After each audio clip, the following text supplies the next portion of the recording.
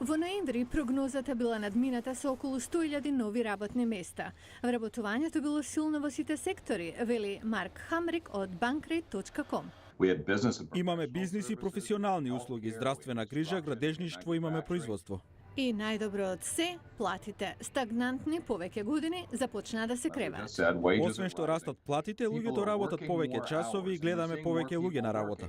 Председателот Барак Обама вели дека американската економија додала повеќе од 2,6 милиони работни места годинава, што е најбрза стапка на растеж од доцните 1990. Нашите бизнеси сега креирале 10,9 милиони работни места за последниве 57 месеци и тоа е најдолг период на растеж во приватниот сектор.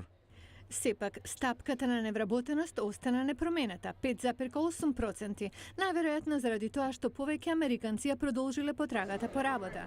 А за тоа може да има и добра причина. Джим Блейк од Американскиот институт за јавни сметководители вели дека најнови истражувања на јавно мислење покажуваат дека бизнисите се подготвени за проширување. Менаџерите за да опстанат живееа на минимални плати, но сега се чувствуваат покомотно со економијата и покажуваат расположение да ги пополнат празните работни места.